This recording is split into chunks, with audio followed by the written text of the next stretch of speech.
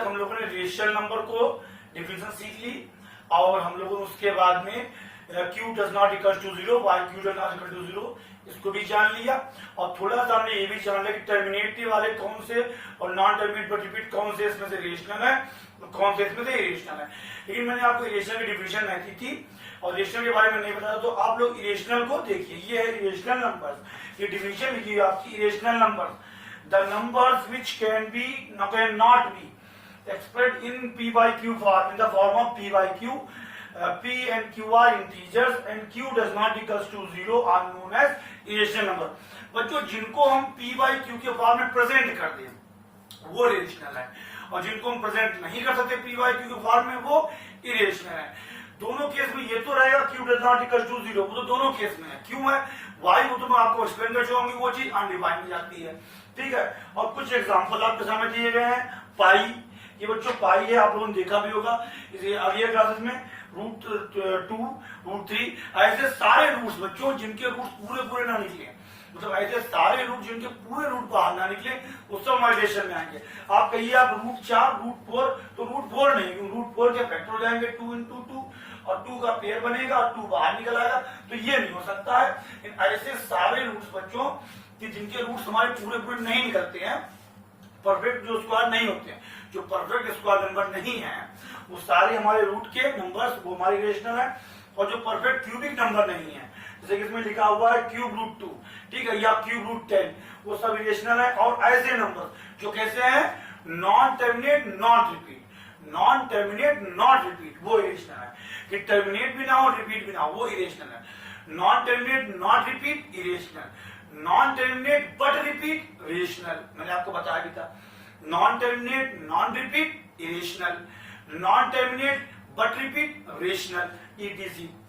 अच्छा, कई बच्चे मुझसे क्वेश्चन करते हैं, मैं पढ़ाता हूं कि सर पाई की वैल्यू 22/7 है और आप कहते हैं कि इसको p by q के फॉर्म में प्रेजेंट कर दो, वो रेशनल नंबर है, तो ये तो पाई तो रेशनल नंबर हो गया। तो पाई के बारे में जो मैंने लिखा है देखिए नोट में कि pi is a number which exact value is not 22/7। पाई एक नंबर इसकी एग्जैक्ट वैल्यू बच्चों 22/7 नहीं होती है। हम लोग मेजर कर लेते हैं, हमारे क्वेश्चन रखते हैं, लेकिन हमारी जो होती है एग्जैक्ट वैल्यू पाई की 22/7 नहीं होती है, लेकिन यह ही होती है। उसके बाद में हम लोग उसको मेजर करके चलते हैं। तो नीचे लिखा हुआ in fact pi has a value which is non terminating and non repeating. Pi की जो वैल्यू है बच्चों वो नॉन टर्मिनेट नॉन रिपीट है। आप कभी निकालिएगा, डिवाइड कीजिएगा 22/7 को, तो देखिएगा उसमें आप देखिएगा पाई जो होती है उसकी वैल्यू क्या है, नॉन टर्मिनेट, टर्मिनेट तो नहीं होती कभी, और नॉन रिपीट होती है। और जो नॉन टर्मिनेट नॉन रिपीट होते हैं वो इरेशनल होते हैं, ध्यान रखिएगा। फिर कह रहा हूं आपसे, non terminate non repeat irrational, non terminate but repeat rational. तो नीचे लिखा है उसको pi is an irrational number, तो पाई हमारा क्या होगा, इरेशनल नंबर। वाइल जबकि 22/7 इज ए रेशनल नंबर। अगर बच्चों कहीं आपको एग्जांपल्स में दिया है 22/7 रेशनल है इरेशनल है, तो 22/7 को आप कहेंगे रेशनल। लेकिन अगर कहा गया है कि पाई रेशनल है इरेशनल, तो पाई आपको क्या हो गया, रेशनल। तो इस प्रकार से आपका ये बच्चों इरेशनल का टॉपिक कंप्लीट हुआ। इसके बाद हम लोग बाई फ्लो चार्ट में दिखा भी था आपको, हम लोग देखेंगे इंटीजर्स को। बच्चों इससे पहले हम लोगों ने देखा रियल नंबर्स। रियल नंबर्स के 2 पार्ट्स हुए हमारे, रेशनल और इरेशनल। हमने दोनों के बारे में सीखा, दोनों की डिवीजन जाना। अब हमारा जो रेशनल नंबर्स है उसके हमारे 2 पार्ट्स हुए, एक ये हमारा हुआ इंटीजर, एक हुआ हमारा फ्रैक्शन। इंटीजर तो डिवीजन आप लोग समझते हैं, ऑल नेचुरल नंबर, जितने भी नेचुरल नंबर हैं जो हमें नेचर से मिले हैं, जो हमें counting numbers are called natural number. जब बच्चों हम काउंट करते हैं तो काउंट हम लोग कैसे करते हैं, 1 2 3। हम लोग स्टार्ट कहां से करते हैं, 1 से, 1 2 3। जब भी हम लोग काउंट करते हैं जितने काउंटिंग नंबर है 1 2 3 4 गोज टू इन्फिनिटी, और 0 हमारा 0 भी एंड, और निगेटिव और नेचुरल नंबर। और नेचुरल नंबर का जो निगेटिव, जैसे कि बच्चों 5 का मान निगेटिव क्या हुआ, -5, या 10 का निगेटिव क्या हुआ, -10, कि जो भी -1 -2 -3 जस्ट गोज टू इन्फिनिटी। तो ये सब हमारे आर कार्ड इंटीजर, ये सब हमारे इंटीजर्स कहलाते हैं, इनको हम नोन एज इंटीजर। और एग्जांपल लिखे हैं -7, -5, 0, 700 etc। अब बच्चों देखिए एक रिमार्क में डाला है यहाँ पे कि 0 इज एन इंटीजर, 0 हमारा एक इंटीजर है which is neither positive nor negative. 0 ना तो हमारा पॉजिटिव होता है और ना ही हमारा निगेटिव होता है। तो इस प्रकार से बच्चों आपका इंटीजर हो गया। अब देखिए मैंने एक डिफिनेशन और लिखी है फ्रैक्शन। फ्रैक्शन क्या होता है? तो बाय डिफिनेशन बच्चों जो रेशनल नंबर की डिफिनेशन थी सेम वाली डिफिनेशन हमारी फ्रैक्शन की होती है। Number which are presented in p by q form where q does not equals to 0 are called fraction। Same definition होती है जो रेशनल नंबर डिफिनेशन है वही हमारी फ्रैक्शन की डिफिनेशन है। लेकिन फिर बच्चों रेशनल नंबर में और फ्रैक्शन में डिफरेंस क्या होता है? सेम डिफिनेशन है जो हमारे रेशनल नंबर डिफिनेशन है वही हमारे फ्रैक्शन की डिफिनेशन होती है। तो दोनों में डिफरेंस क्या है बच्चों? दोनों में डिफरेंस ये है कि रेशनल नंबर हमारे निगेटिव हो सकते हैं लेकिन फ्रैक्शन हमारी निगेटिव नहीं हो सकती। जैसे कि बच्चों देखिए जैसे कि ये लिखा है 3/7, तो 3/7 जो है ये हमारा फ्रैक्शन भी है और रेशनल नंबर भी है, ये दोनों है। ये हमारा फ्रैक्शन भी है और रेशनल नंबर भी है। रेशनल नंबर इसलिए क्योंकि ये हमारा रेशनल नंबर इस प्रकार से हो जाएगा फ्लोट बाय फ्लो चार्ट भी। लेकिन अगर हम लोग बच्चों लिखते हैं -3/7, अगर हमने ये लिख दिया -3/7 तो ये बच्चों जो है हमारा ये हमारा अब नहीं रह जाता है, ये हमारा फ्रैक्शन नहीं रह गया। तो सॉरी ये हमारा ये सही फ्रैक्शन हमारा नहीं रह गया, ये हमारा रेशनल नंबर तो है फ्रैक्शन भी माइनस की नहीं हो सकती। तो ये हमारा केवल रेशनल नंबर आता है, फ्रैक्शन नहीं आता। ये दोनों डिफरेंस है। तो मैं फ्रैक्शन की आपको डिफिनेशन नहीं लिखाऊंगा, वो आप लोग वही लिख लीजिएगा, बस एक नोट डाल दीजिएगा नीचे कि fraction can be negative, fraction कभी निगेटिव नहीं हो सकती। ठीक है बच्चों, इस प्रकार से ये आपका हो गया। अब इसके बाद हम देखेंगे थोड़े से 1-2 टॉपिक और हैं, उनको हम देखिए बच्चों। इससे पहले हमने इंटीजर को और फ्रैक्शन को जाना, उनकी डिफिनेशन समझी कि इंटीजर और फ्रैक्शन क्या होते हैं। अब इंटीजर तो बच्चों बाय फ्लो चार्ट आप याद किए 3 पार्ट में डिवाइड हुआ था। इंटीजर निगेटिव इंटीजर्स थे, 0 था और पॉजिटिव इंटीजर थे। तो देखिए बच्चों आपके सामने 2 डिफिनेशन लिखी है, नेचुरल नंबर और होल नंबर। तो जितने भी पॉजिटिव इंटीजर्स हमारे होते हैं वो सब नेचुरल नंबर्स कहलाते हैं। ठीक है, आपका लिखा हुआ भी counting numbers are called natural number. बच्चों जिन्हें नंबर्स से हम काउंट करते हैं, काउंट हम लोग हमेशा ऑलवेज 1 2 3 4 करके करते हैं और जहां तक हम काउंट कर सकते हैं तो वो सब हमारे 1 2 4 1100 1001 etc ये सब हमारे क्या हो गए नेचुरल नंबर, इनमें नेचर से सब मिले हैं। तो नेचुरल नंबर्स ये हो गए काउंटिंग नंबर और कॉल्ड नेचुरल नंबर्स। और देखिए बच्चों इसमें 0 नहीं था, 0 नेचुरल नंबर नहीं है। ठीक है, अब लिखा है whole number, all natural number is all natural number including with 0। Natural number में अगर 0 भी इंक्लूड कर दिया जाए तो होल नंबर हो जाते हैं। ये देखिए बाय फ्लो चार्ट मैंने आपको बताया था कि 0 1 2 3 4 11 इस प्रकार से etc हो गया। तो 0 अगर इंक्लूड हो जाता है नेचुरल नंबर्स में तो वो हमारे होल नंबर्स हो गए और बाकी सब हमारे नेचुरल नंबर्स हैं। अब इसके बाद बच्चों हम लोग एनसीईआरटी की एक्सरसाइज 1.1 की तरफ चलेंगे, जिसमें हम लोग जो है नंबर लाइन पे नंबर को शो करना और कुछ ट्रू फॉल्स है वो देखेंगे और कुछ 1-2 ट्रू फॉल्स मैं आपको अपने पास से अच्छे क्वेश्चन करा। स्टूडेंट्स ये आपकी एनसीईआरटी 1.1 का फर्स्ट क्वेश्चन। तो ये देखिए बच्चों लिखा हुआ है आपके सामने, if 0 is a rational number can you right it in the form p by q where p and q are integers and q is equal to 0। तो बच्चों वैसे तो हमको स्टेटमेंट ये सब नो में लिखना है, हम ये सब नो में लिख भी दें हमारा काम हो सकता है, लेकिन मैं उस क्वेश्चन को पूरा एक्सप्लेन करूंगा। तो यहां देखिए बच्चों ध्यान से, हम लोगों ने देखा था, हम बाय डिफिनेशन भी देखा था 0 हमारा क्या था, 0 हमारा इंटीजर्स में आता था। आप याद कीजिए जो मैंने फ्लो चार्ट बताया था कि निगेटिव इंटीजर 0 और पॉजिटिव इंटीजर। तो 0 हमारा क्या इंटीजर, तो यहां लिख देते हैं since that 0 is an integer, 0 is an integer, so we write it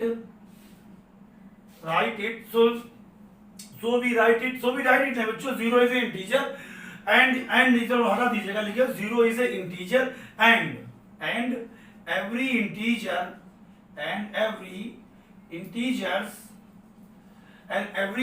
is a rational number and every integer is a rational number.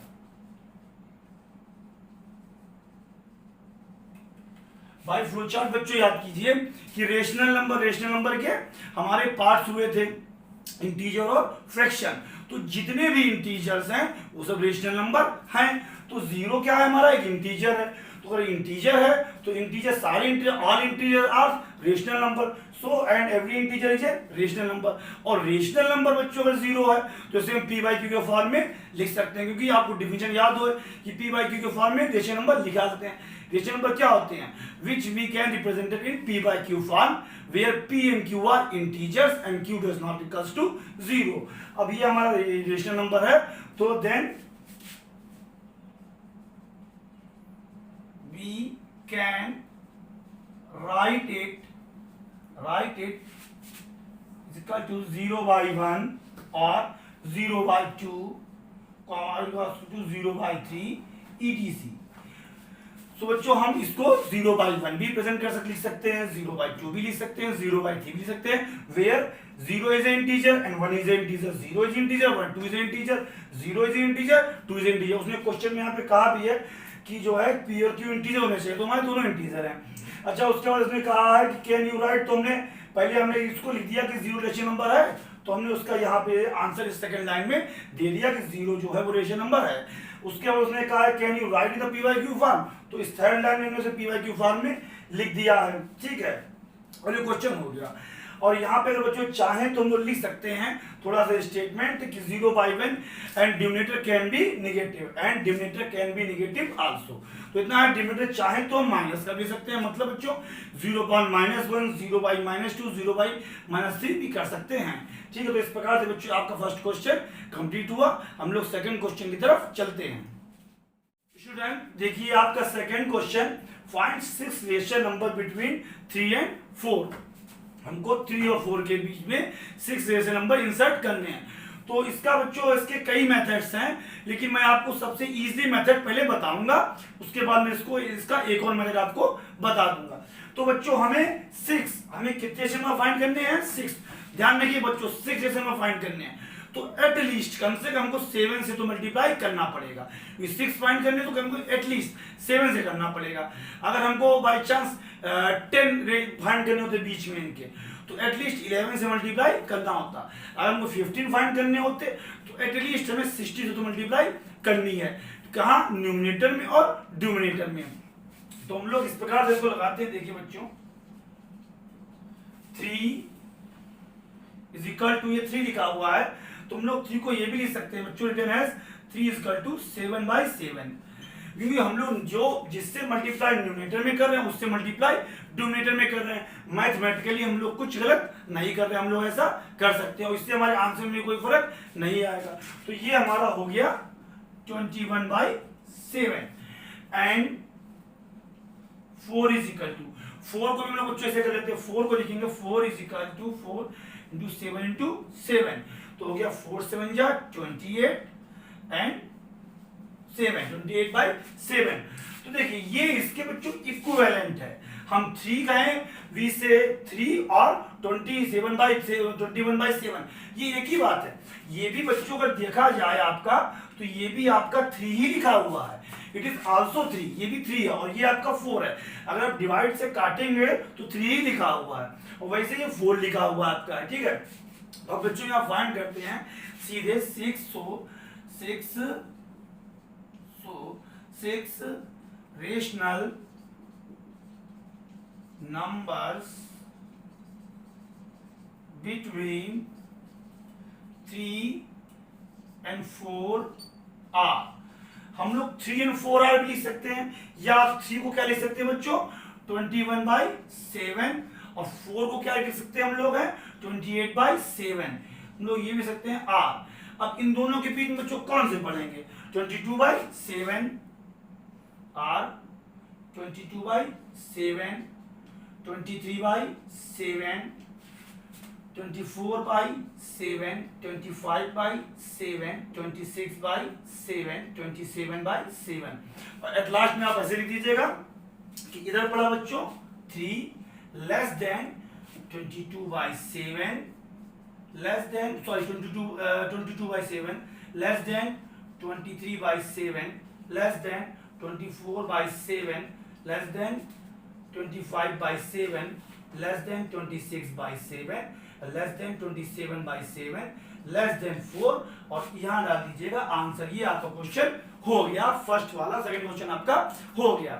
अब बच्चों इसका जो है एक और मेथड है, लेकिन वो मैं आपको अभी नहीं बताऊंगा, जब मैं इस चैप्टर को पूरा कंप्लीट कर दूंगा। अभी हम सेकंड चैप्टर सवाल लगा रहे हैं क्वेश्चन, फिर हम थर्ड लगाएंगे, फोर्थ लगाएंगे, और फिर 1.2 जब मैं पूरी एक्सरसाइज खत्म कर दूंगा तब मैं फर्स्ट चैप्टर के बेस में कुछ नई जो टेक्निक्स हैं या कुछ अच्छे क्वेश्चंस हैं आपके अंदर, वो मैं आपको उसके लिए मैं आपको वीडियो बनाऊंगा, तो वहां पे मैं आपको बता दूंगा। फिर ये मेथड हमारा सबसे बेटर है। तो इस प्रकार से बच्चों ये आपका क्वेश्चन हो गया।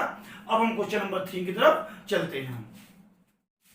स्टूडेंट ये देखिए आपका थर्ड क्वेश्चन लिखा हुआ है, find 5 rational number between 3/5 and 4/5। मतलब बच्चों हमको 3/5 और 4/5 इनके बीच में हमको कितने 5, हमको 5 रेशनल नंबर 1 2 3 4 5 इनके बीच में 5 रेशनल नंबर फाइंड करने हैं। इससे पहले मैंने आपको बताया था कि अगर 5 फाइंड करें एटलीस्ट हमको 6 से तो मल्टीप्लाई करनी होगी, न्यूमरेटर में भी और डिनोमिनेटर में भी हम फाइंड कर लेंगे। तो देखिए बच्चों यहाँ पे मैं दिखाता हूं आपको सॉल्यूशन। तो हम लोग लिख देते हैं 3/5 इज इक्वल टू, हम लोग इसे क्या लिखेंगे 3/5 इंटू 6 न्यूमरेटर में और डिनोमिनेटर में। इससे बच्चों क्वेश्चन में कोई फर्क नहीं पड़ेगा, हम जिस चीज से जिस नंबर से हम न्यूमरेटर को मल्टीप्लाई कर रहे हैं उसी नंबर से हम डिनोमिनेटर को कर रहे हैं। तो मैथमेटिकली हम कुछ भी गलत नहीं करें, मैथमेटिकली हम ऐसा कर सकते हैं, कभी भी कर सकते हैं। तो ये हमारा हो गया 18/30, और इसको देखिए बच्चों ये लिखा हो 4/5, 4/5 is equal to 4/5 into 6 numerator में और डिनोमिनेटर में, तो ये हो जाएगा 24/30। तो ठीक है बच्चों, अगर बच्चों देखिए ये 3/5 लिखा है और ये आपका 18/30 लिखा है, ये इसके इक्विवेलेंट है, ये दोनों इनकी वैल्यू बिल्कुल एक है। आपको देखने में लग रहा होगा कि ये 3/5 है, ये 18/30 है। It is not 18/30। जब इसे हम सिंपलेस्ट फॉर्म में रिड्यूस करेंगे इट आल्सो हैज 3/5, ये 3/5 भी रिड्यूस हो जाएगा। और ये इसे हम रिड्यूस करेंगे जब सिंपलेस्ट फॉर्म में कैंसिल आउट करेंगे न्यूमरेटर और डिनोमिनेटर को एक कॉमन फैक्टर से, तो ये 4/5 ही होगा। तो ये इक्विवेलेंट है। अब हम लोग यहाँ स्टेटमेंट लिखेंगे कि सो 5 रेशनल नंबर्स बिटवीन, आप चाहे तो लिख दिए 3/5 एंड 4/5, 3/5 एंड 4/5 आप ये लिख सकते हैं, वरना आप चाहें तो ये भी लिख सकते हैं कहा कि 18/30 एंड 24/30, आप ये भी लिख सकते हैं। तो कौन कौन से बच्चे उनके बीच में हुए देखिए, 18/30 और 40 और 24/4 के बीच में 19/30। देखिए बच्चों मैं जरा बताता हूं इजीली, इनके बीच में कौन सा हुआ, ये है 18/30 और ये है आपका 40/30।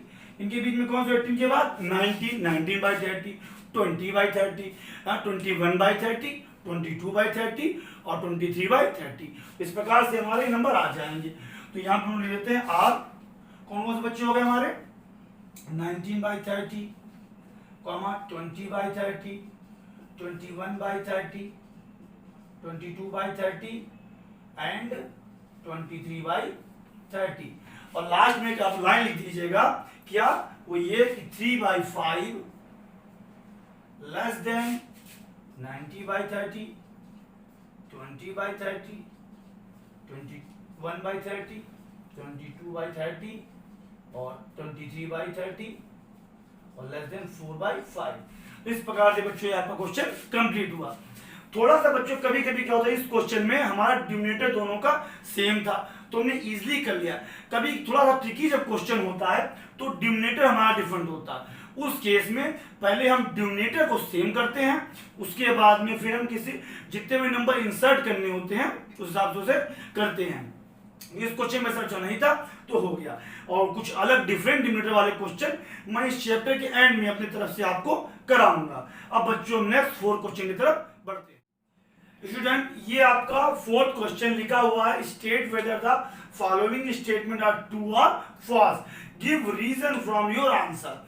कि ये जो आपको 3 स्टेटमेंट दिए गए हैं हमको ये बताना है ये ट्रू है या फॉल्स है, और हमको रीजन भी एक्सप्लेन करना है। तो बच्चों ये मैंने 3 क्वेश्चन लिख दिए, और आपकी हेल्प के लिए कि आपको अच्छे से मैं समझा सकूं, डिस्क्राइब कर सकूं, मैंने ये फ्लो चार्ट आपको नीचे दे दिया। वैसे मैंने आपको पहले की वीडियोस में फ्लो चार्ट के बारे में सब कुछ बताया था, फ्लो चार्ट से हम वो क्लियर कर लेंगे। पहला बच्चों स्टेटमेंट क्या है, every natural number is a whole number. तो ये देखिए बच्चों ये नेचुरल नंबर्स होते हैं लास्ट वाले, ये जितने भी हमारे पॉजिटिव इंटीजर्स होते हैं, जितने भी हमारे पॉजिटिव इंटीजर्स होते हैं वो नेचुरल नंबर होते हैं।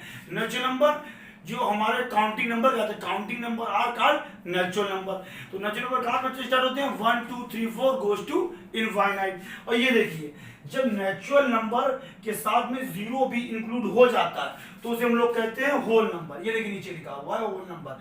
होल नंबर में 0 होता है और सारे नेचुरल नंबर आ जाते हैं, जितने भी नेचुरल नंबर हमारे हैं, मतलब 1 2 3 4 सब कुछ आ जाता है होल नंबर में। Then every natural number is a whole number. तो इसमें कहा every natural is a whole number, yes, कि जितने भी बच्चों आपके नेचुरल नंबर हैं वो जब उनके साथ 0 मिलेगा तो वो होल नंबर हो जाएंगे। तो इसका मतलब जितने भी आपके नेचुरल नंबर है वो होल नंबर हैं, क्योंकि नेचुरल नंबर क्या होते हैं, स्टार्ट कहां से 1 2 3 4 5 6 गोज टू इंफिनिटी। और होल नंबर कहां से बच्चे स्टार्ट होते हैं, 0 1 2 3 4। तो होल नंबर ही 1 2 3 4 होता है, नेचुरल में भी होता है। लेकिन बच्चों ध्यान रखिएगा, अगर क्वेश्चन ये कहता है आपसे कि every whole number is a natural number तो आपका स्टेटमेंट फॉल्स होता। एवरी होल नंबर जो है वो नेचुरल नंबर नहीं हो सकता, but every natural number is a whole number. तो ठीक है, यहाँ पे रीजन देना है, आप रीजन दीजिएगा कि whole number is a collection of all natural numbers, कि जो होल नंबर्स होते हैं विद 0। ठीक है, ये एवरेज लिखिएगा, whole number is the collection of all natural numbers included with 0। तो उसमें हमारे सारे नेचुरल नंबर आ जाएंगे।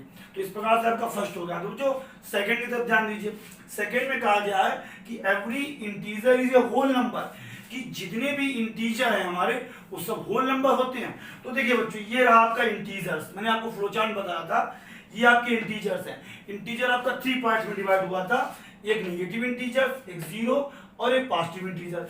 इसने कहा है कि every integer is a whole number, तो हर इंटीजर होल नंबर होगा। नेगेटिव नंबर जो होते हैं वो बच्चों होल नंबर नहीं हो सकते हैं। तो ये स्टेटमेंट आपका फॉल्स है, क्योंकि जो नेगेटिव मान लीजिए बच्चों -3 है, तो -3 हमारा नेगेटिव इंटीजर तो है, -3 हमारा इंटीजर तो है, या -4 हमारा इंटीजर तो है, लेकिन वो होल नंबर नहीं है। तो इसका ये स्टेटमेंट है कि every integer is a whole number, ये हमारा क्या हो गया, फॉल्स। अगर बच्चों हमारा फॉल्स होगा, क्यों, ये एग्जांपल आप थोड़ा दे दीजिएगा। अगर बच्चों ये क्वेश्चन पूछा गया होता, कहा गया होता कि every whole number is a integer, तो ये ट्रू होता, क्योंकि जितने भी होल नंबर हैं, जितने भी होल नंबर क्या होते हैं, 0 और ऑल नेचुरल नंबर्स, वो सब किसमें, इंटीजर से बनते हैं।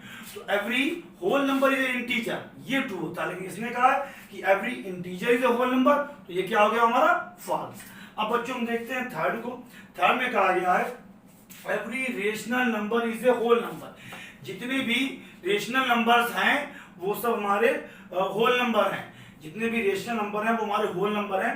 तो देखिए बच्चों ये रेशनल नंबर हैं, सारे रेशनल नंबर हमारे कह रहा है होल नंबर हैं, ये भी नहीं। देखो होल नंबर बच्चों बढ़ता है नीचे की तरफ, ठीक है, तो ये नहीं हो सकता। इसने अपोजिट कहा, अगर ये कहता कि एवरी होल नंबर ये रेशनल नंबर तो हो जाता। फ्लो चार्ट बच्चों जैसे कि ये चीज अगर यहाँ पर होल नंबर, तो जितने भी होल नंबर हैं वो इंटीजर हैं, और जितने भी इंटीजर हैं वो रेशनल नंबर हैं। तो इसका मतलब जितने होल नंबर हैं सब रेशनल नंबर हैं, जितने हमारे नेचुरल नंबर हैं सब रेशनल नंबर हैं, जितने हमारे नेगेटिव इंटीजर हैं सब रेशनल नंबर हैं, जितने इंटीजर हैं वो भी रेशनल नंबर हैं, जितनी फ्रैक्शन है वो भी रेशनल नंबर है। तो इसका स्टेटमेंट था कि every rational number is a whole number, ये बच्चों इसका स्टेटमेंट फॉल्स होगा। ठीक है, इधर every rational number is a whole number नहीं हो सकता, क्योंकि एग्जांपल में अगर आपको देना है किसी रेशियल नंबर 3/4, बच्चों 3/4 ये हमारा रेशियल नंबर है, क्योंकि इसे हम 3/4 के फॉर्म में ले सकते हैं, लेकिन होल नंबर नहीं है, ठीक है। या बच्चों हम ले सकते हैं -6 हमारा रेशनल नंबर है लेकिन होल नंबर नहीं है। तो इस प्रकार से आपके तीनों पार्ट्स हो गए। अब बच्चों हम इसके अगले टॉपिक की तरफ